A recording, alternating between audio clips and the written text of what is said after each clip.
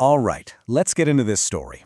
We're going to a pretty specific place in West Virginia, a place where folklore, a forgotten chapter of war history, and a very real, modern-day problem all crash into each other. It's really a story about what we see in the dark, and maybe what we refuse to see in the light. You know how these stories start, right? It's that feeling, that sense that just beyond your headlights, on the edge of the woods, something is watching. And then people start seeing it. Just a flicker of movement that doesn't add up. It's a shape that's way too big and way too fast. It just shouldn't be there. And then you get the detail. The one thing that sticks in everyone's mind and gets passed around town. Glowing red eyes. And just like that, a legend is born. This is the creature that would eventually be known as the Mothman. It's an absolutely terrifying image, for sure. But what if the monster isn't even the most important part of this story? What if the real secret isn't the creature, but the ground it was seen on? To really figure this out, we've got to peel back the layers of time.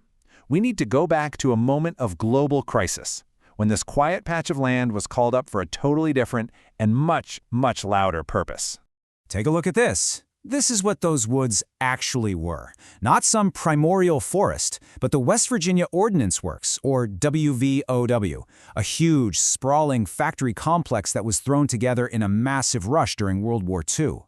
Its mission was incredibly simple and incredibly urgent. Just churn out as much TNT as humanly possible for the war.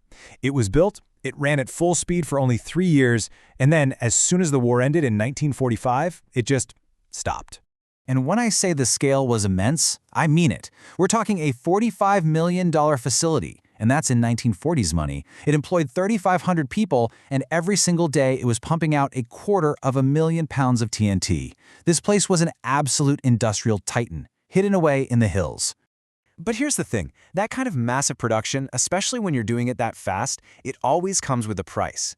And when the factory finally shut its gates, it left a whole lot more than just empty buildings behind. This right here, this quote says it all. The war was over, the machines went silent, but all the toxic stuff left over from making that TNT, the acids, the chemical sludge, it didn't just disappear, it stayed right there, sinking into the soil and the groundwater. So look at how this all unfolds. The plant closes in 45. Just over 20 years later, in 1966, the first Mothman sightings start happening, right there in that same area.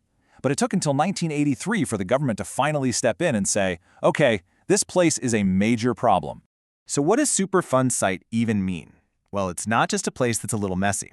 We're talking about one of the most contaminated locations in the entire country, a place so polluted that it requires a massive, long-term, federally managed cleanup. It's a really big deal. Now check this out. This is an old page from the Army Corps of Engineers. It mentions finding something called a red water seep at the site. Well, guess what? Red water is the textbook telltale sign of TNT contamination. All of a sudden, the legend about glowing red eyes feels a little less random, doesn't it? And that brings us right up to today, because this story is far from over. The history is messy, the land is still contaminated, and now there's a brand new plan for this old haunted ground. Yep, the current proposal is to build a huge, modern data center right on this property. A property that, and this is the key part, has not been fully cleaned up. Which brings us to the billion-dollar question that the local community is asking. Why here? Of all places, why would you build a brand new, high-tech facility on top of a known and still unresolved toxic problem? And these are just some of the big questions hanging in the air. Has the land even been properly tested for this kind of project?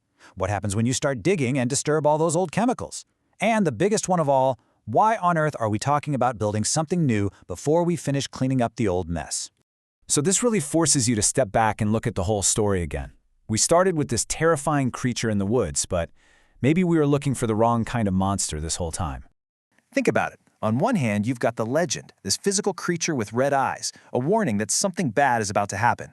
And on the other hand, you have the reality, invisible, odorless chemicals that pose a silent, persistent danger to the environment. One is a monster you can see, the other is a monster you can't. And maybe this is the most powerful idea in this whole story. Maybe the Mothman legend wasn't ever about a real monster. Maybe it was a community's way of putting a face on a danger they could feel in their bones. They sensed something was wrong with their environment, but they didn't have the scientific words to explain it yet. So they told a story. So if you want the real takeaway, it's probably this. The scariest thing in the TNT area isn't some winged cryptid. It's the very real chemical contamination left in the ground. And, maybe even scarier, the modern-day willingness to just build something new right on top of it, to literally bury the problem all over again. It really makes you wonder, doesn't it? This one story from West Virginia is this wild mix of folklore, history, and modern controversy. But it leaves you with this kind of chilling question. How many other towns out there have their own monsters, their own chemical ghosts, just waiting right under the surface?